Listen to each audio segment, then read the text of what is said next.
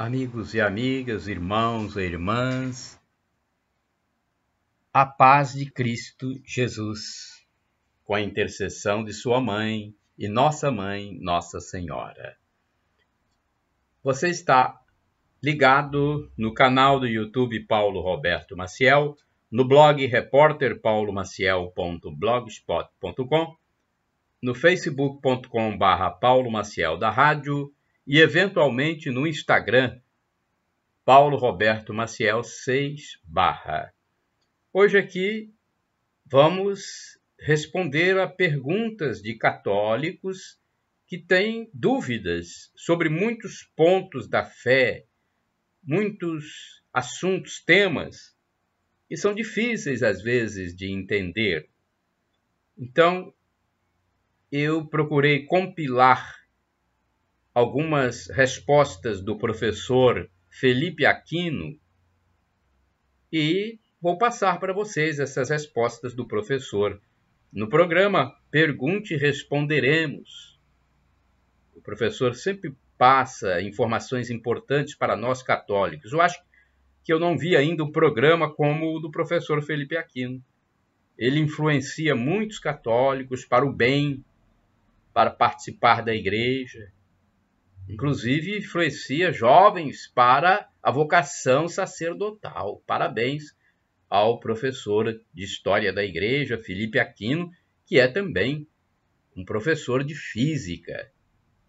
Então, fora da igreja, ele é um professor de Física, e na igreja, principalmente na TV Canção Nova, ele é um professor de História da Igreja. Um homem muito sábio e que deveria ser sempre homenageado por nós católicos. Vamos lá às perguntas e as respostas que o professor nos passa em seus programas. Filho assassinado. A mãe vai vê-lo de novo?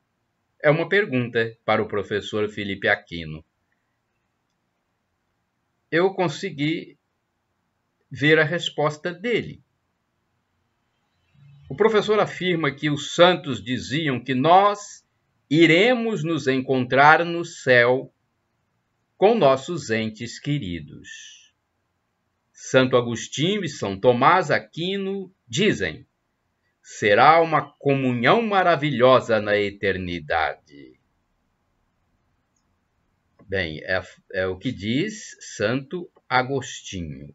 Será uma comunhão maravilhosa na eternidade. São Francisco Xavier, jesuíta, amigo de Santo Inácio de Loyola, que começaram juntos,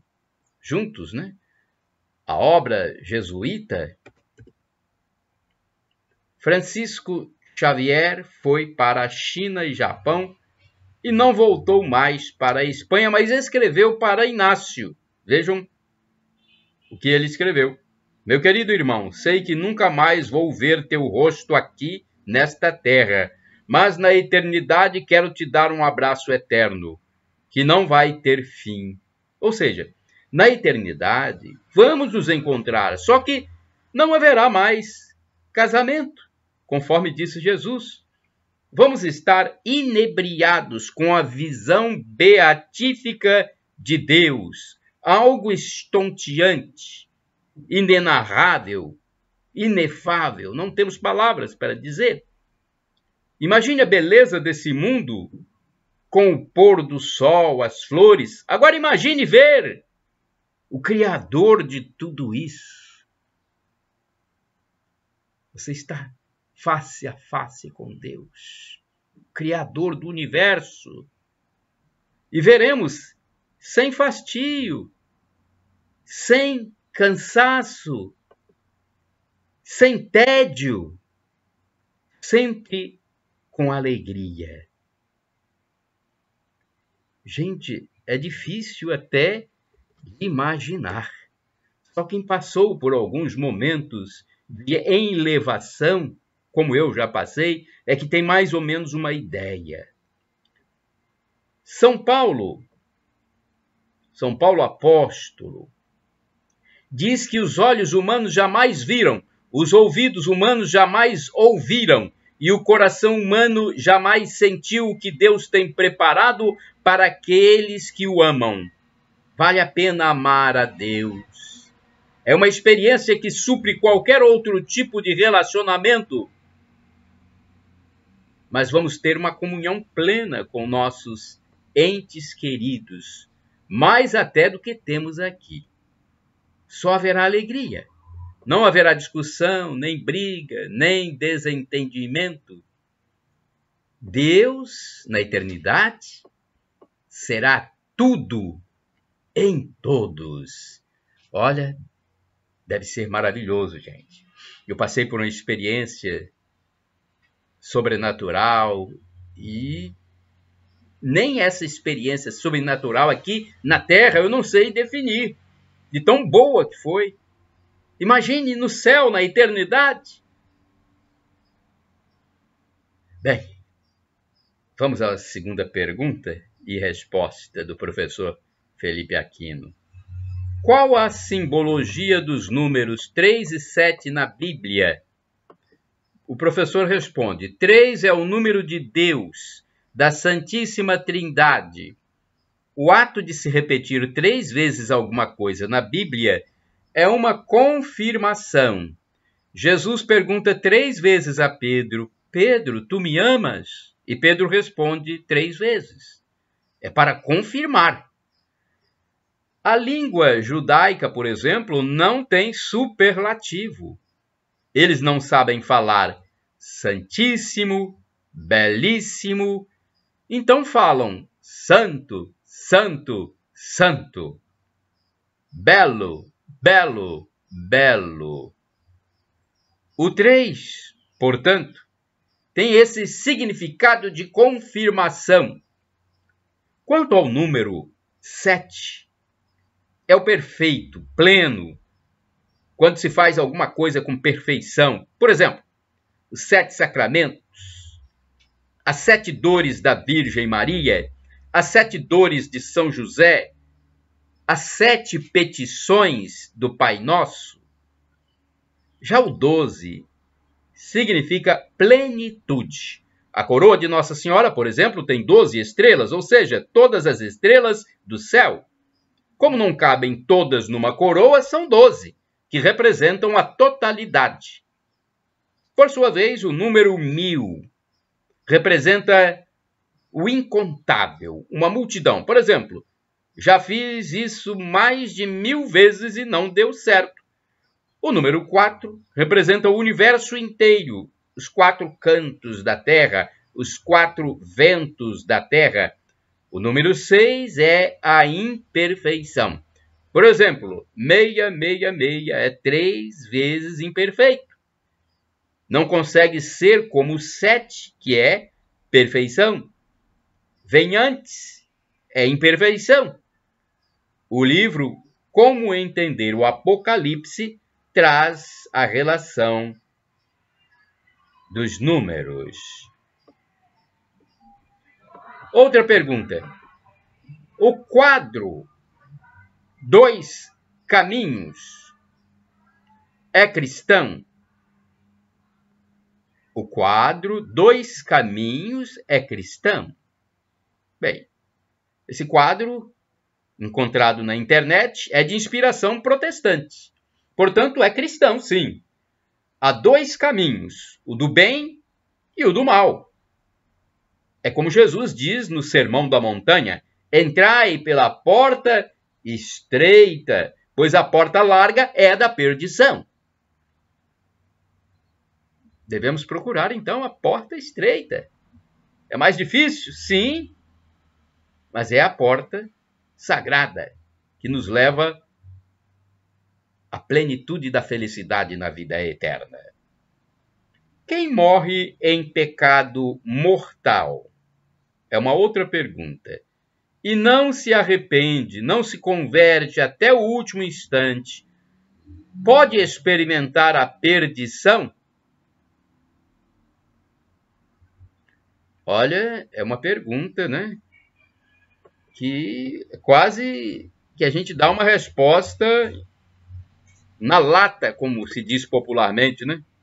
Parece que a resposta é óbvia, mas o parágrafo 1470 do Catecismo da Igreja Católica diz que nesta vida é que nos é oferecida a escolha entre a vida e a morte. Nesta vida que estamos aqui, na Terra. E só pelo caminho da conversão poderemos entrar no reino do qual somos excluídos pelo pecado grave. Agora, a pessoa pode, no último instante da vida, ter o arrependimento e se salvar. Vai cumprir a sua purificação, logicamente, no purgatório, mas é bom estar em dia com o sacramento da confissão. É bom para não morrer em pecado e correr o risco de perder a salvação.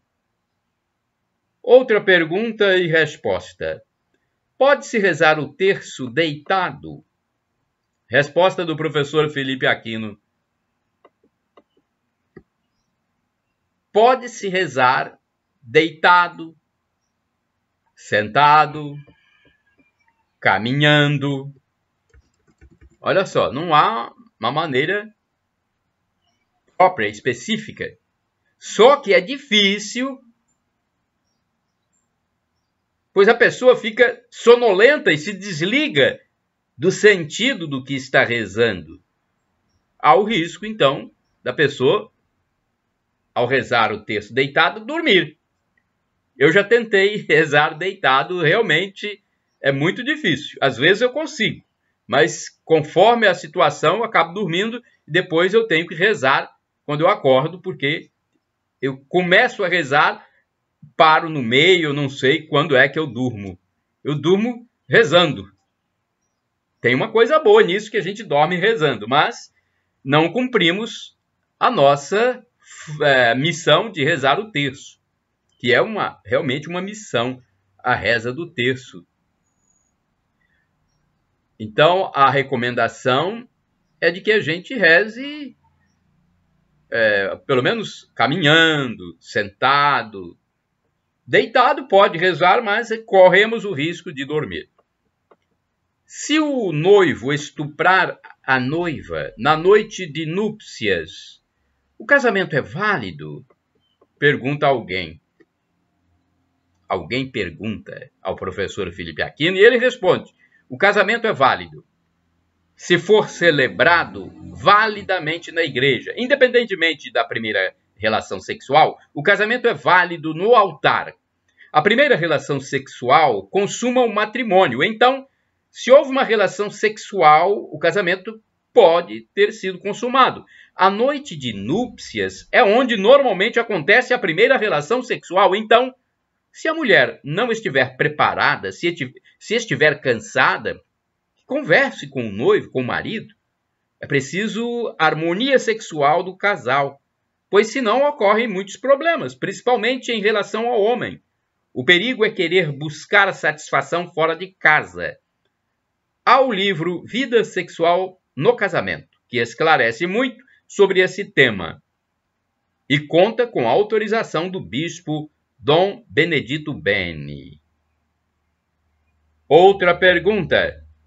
Se cremos na comunhão dos santos com Deus e que eles estão sempre e que ele está sempre presente, vejamos, se cremos na comunhão dos santos com Deus e que ele está sempre presente no meio de nós, podemos crer que ele conduz essas almas puras para onde ele for?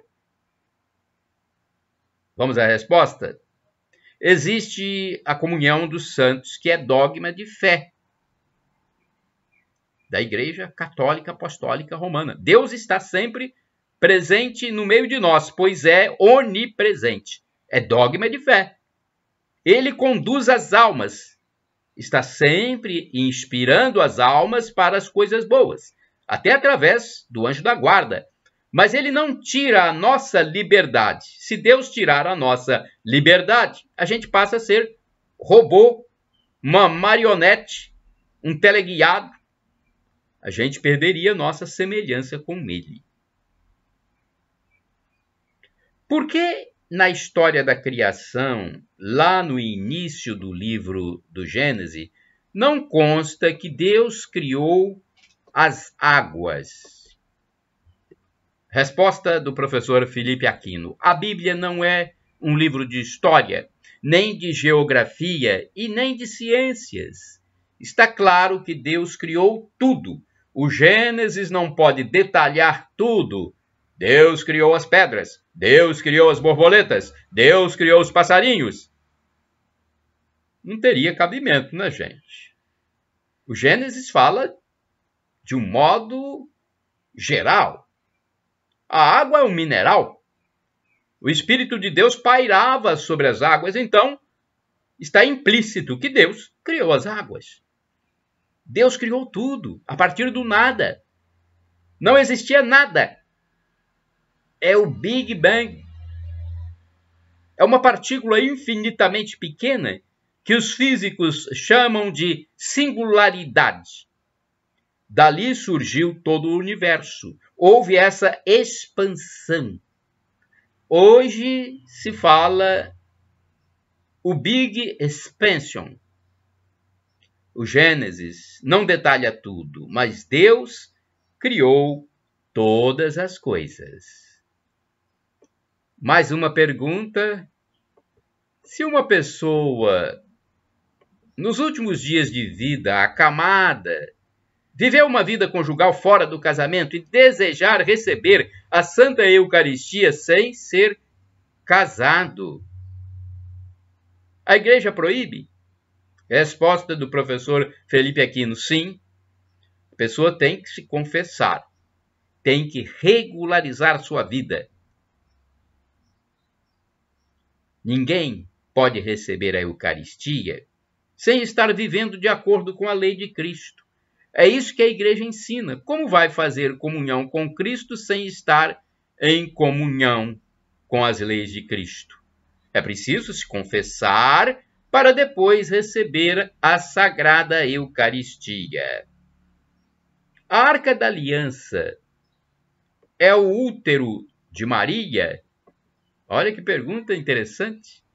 A Arca da Aliança é o útero de Maria Santíssima? Resposta do professor. É uma simbologia.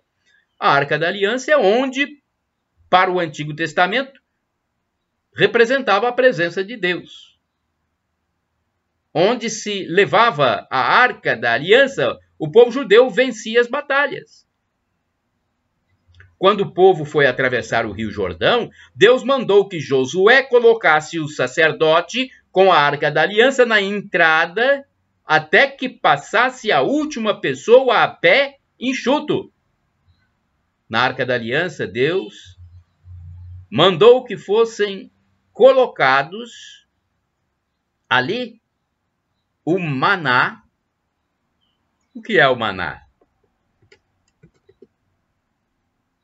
Símbolo da Eucaristia.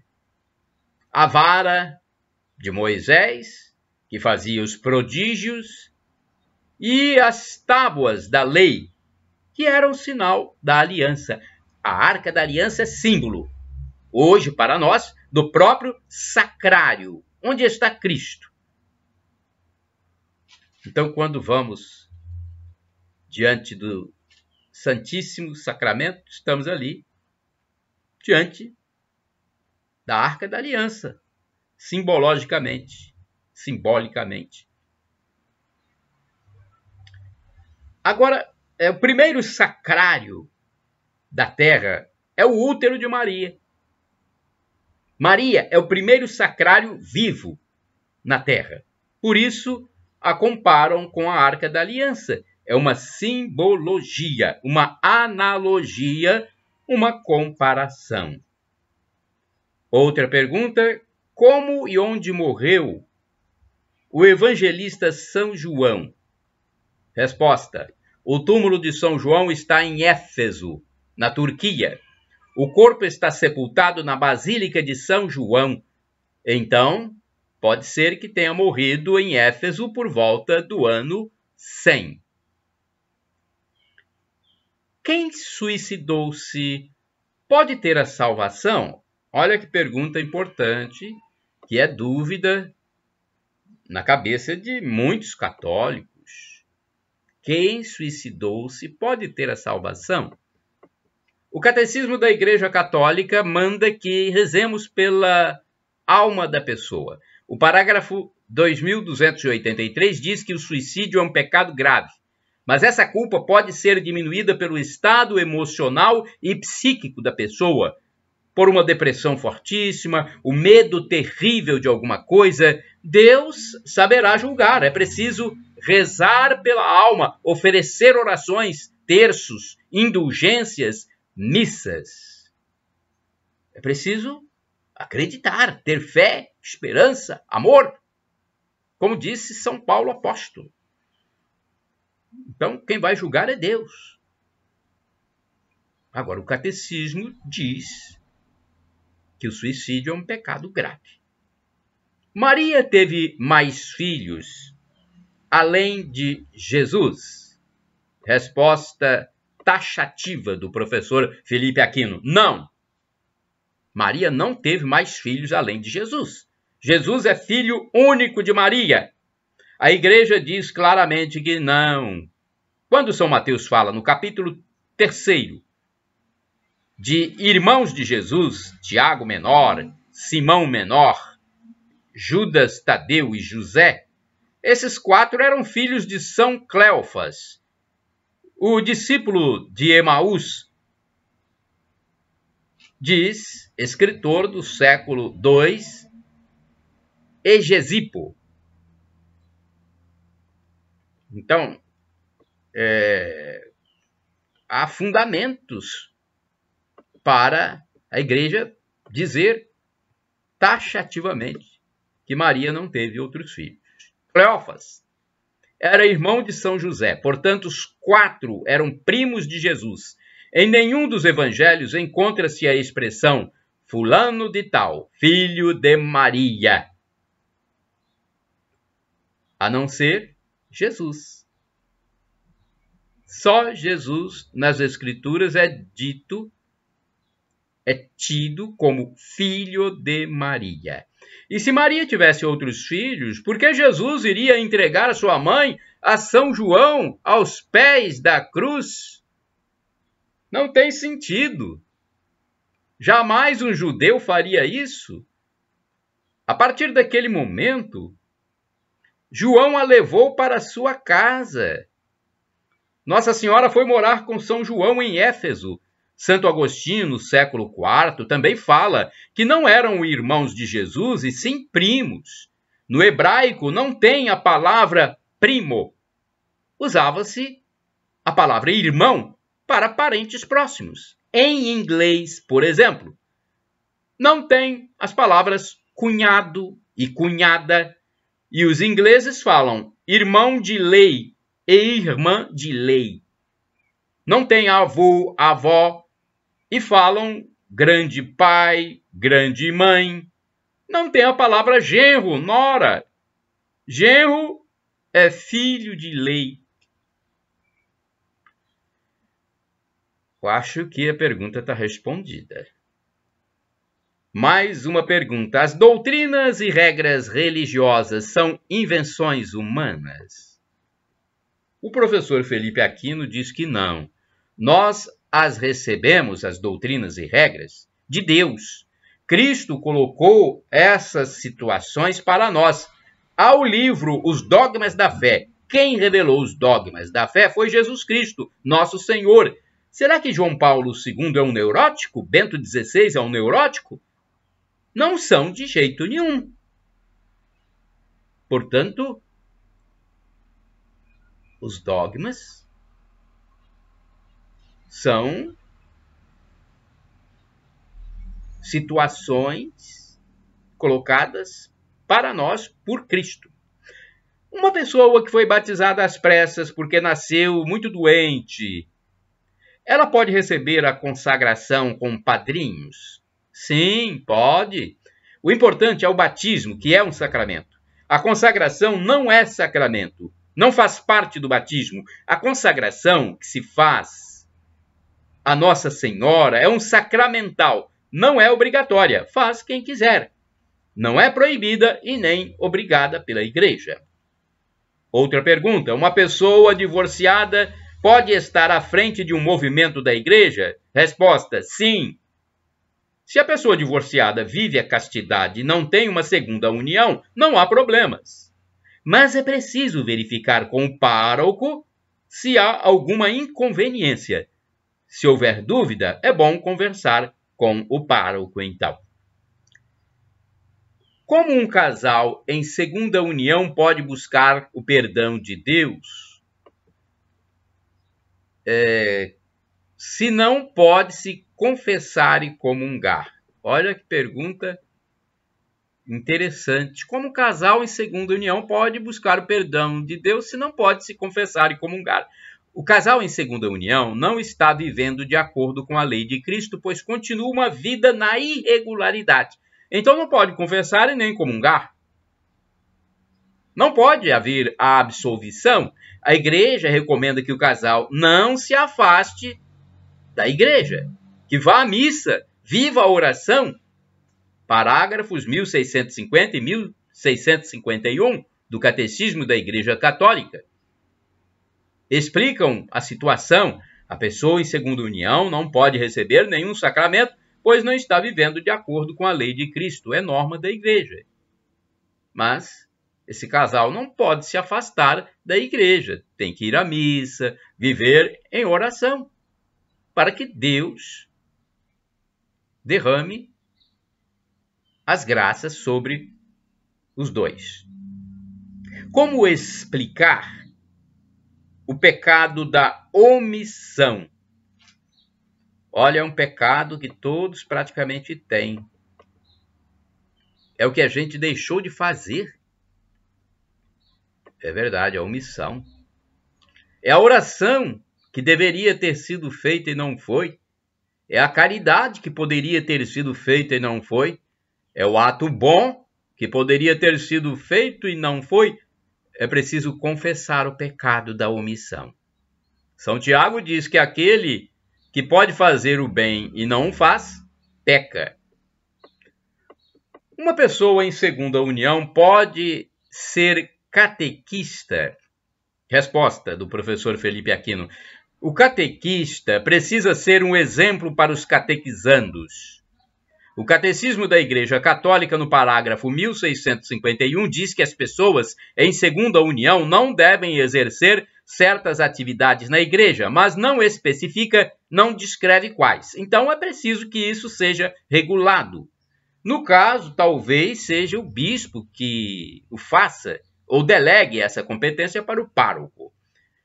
As visões de Ana Catarina Emmerich são aceitas?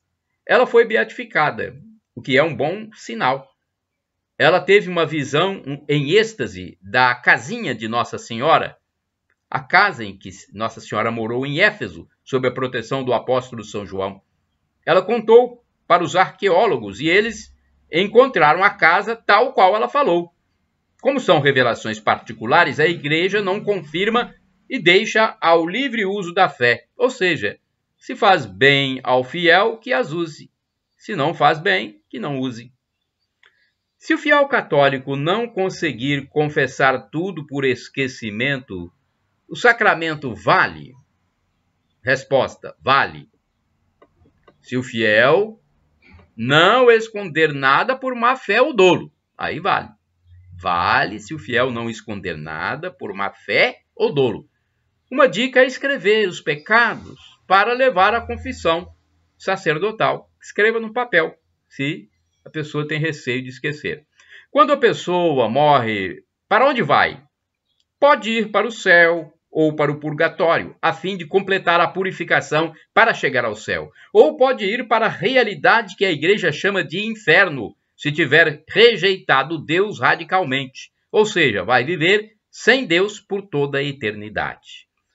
Maria Madalena e a mulher pecadora são a mesma mulher? Olha, dúvidas sobre a Bíblia, né? As passagens da Bíblia.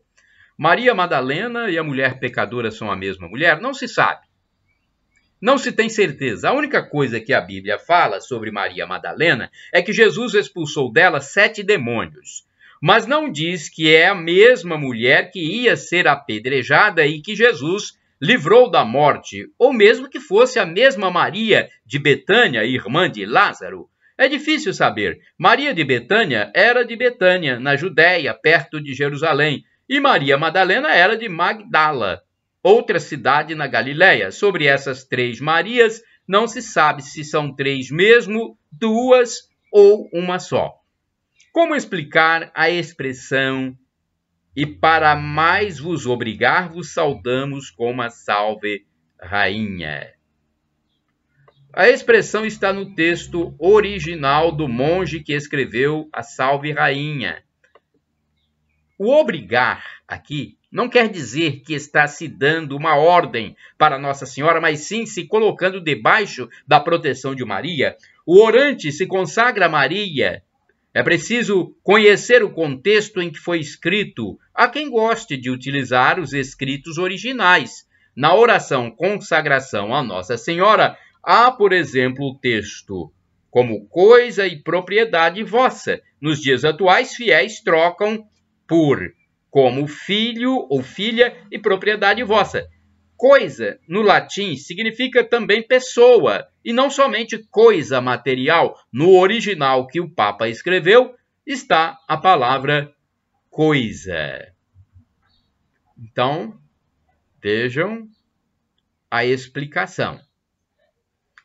Como explicar agora e entender a violência no Antigo Testamento, a exemplo do texto do livro Deuteronômio, capítulo 2, versículos de 33 a 36? Explicação do professor Felipe Aquino. Há um livro que explica tudo, intitulado "Como Entender as Páginas Difíceis do Antigo Testamento". Não é que Deus mandasse aniquilar ou matar todos os vencidos. Deus não é louco, Deus é amor, mas era um costume, era a cultura daquele povo que vivia assim. O povo vivia na cultura do Código de Hammurabi, olho por olho, dente por dente. O povo achava que se não aniquilasse totalmente os inimigos, Deus ficaria bravo com eles.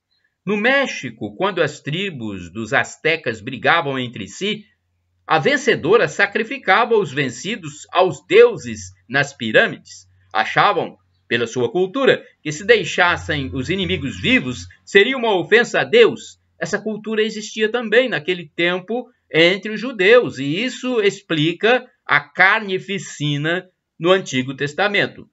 Não existe mais essa violência, pois Deus entra no contexto e vai purificando o contexto moral até chegar Jesus com o Sermão da Montanha. Deus é amor. Pergunta: por quanto tempo fica-se ajoelhado na missa?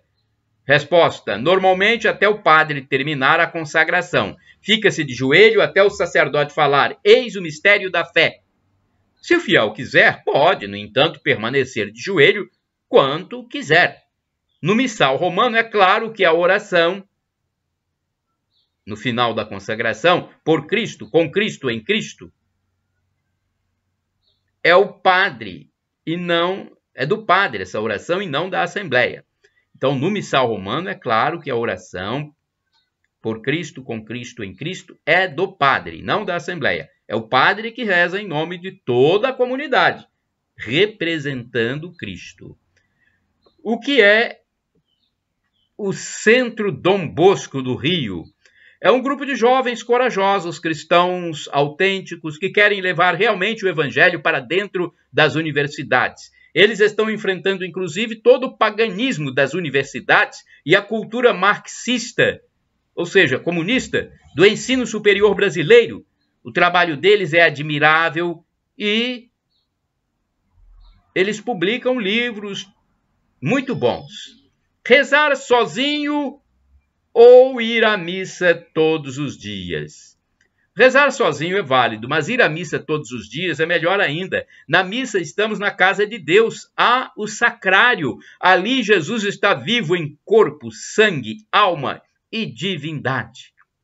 Na nossa casa, Jesus está vivo pelo poder do Espírito Santo, enquanto na igreja está de maneira substancial. A pessoa casada no civil e depois divorciou. A pessoa foi casada no civil e depois divorciou. Vive a castidade e quer casar na igreja. Pode? Sim, pode.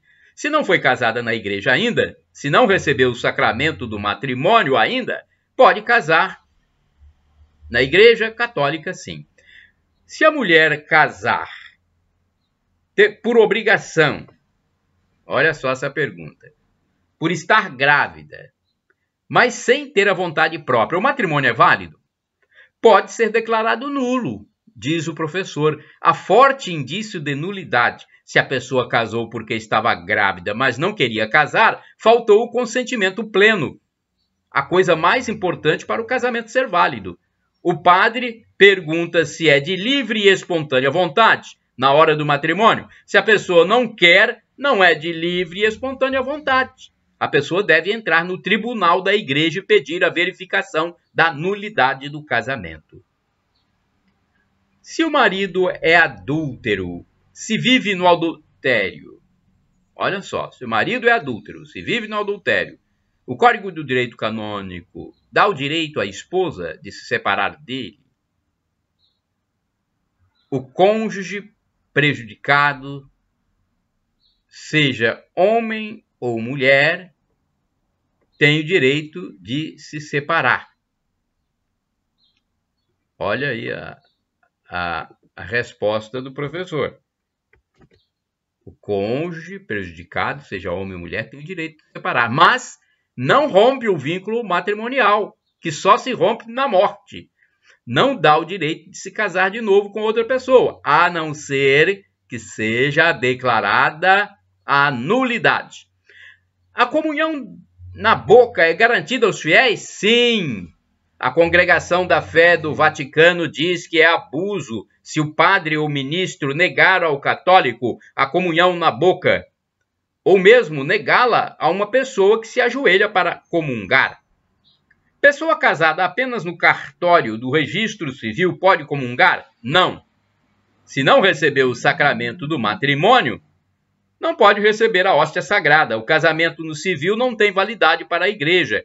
É como se fosse um concubinato. Deve ser formalizado o casamento na Igreja Católica Apostólica Romana para legalizar a situação junto a Deus. E aí, podendo, então, comungar.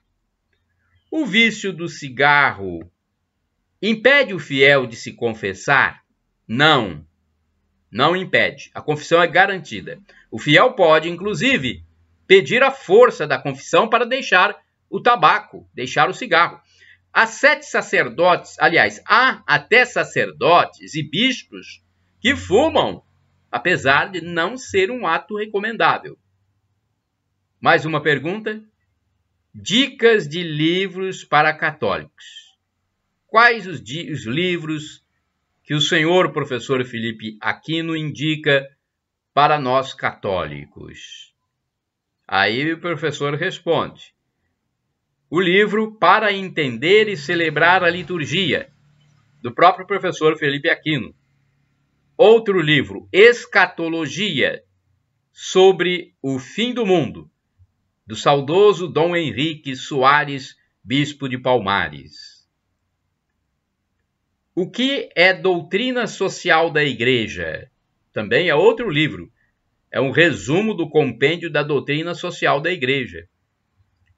E uma história que não é contada, do professor Felipe Aquino. Bem, vamos parar por aqui, porque já temos várias perguntas respondidas, né? Acredito que tirou as dúvidas de muita gente esse resumo de um programa do professor Felipe Aquino, resumo que eu fiz compilando essas perguntas e respostas.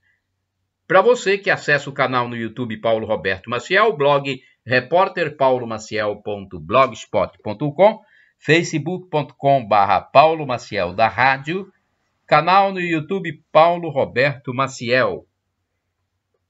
Shalom Adonai, uma expressão hebraica que significa a paz do Senhor.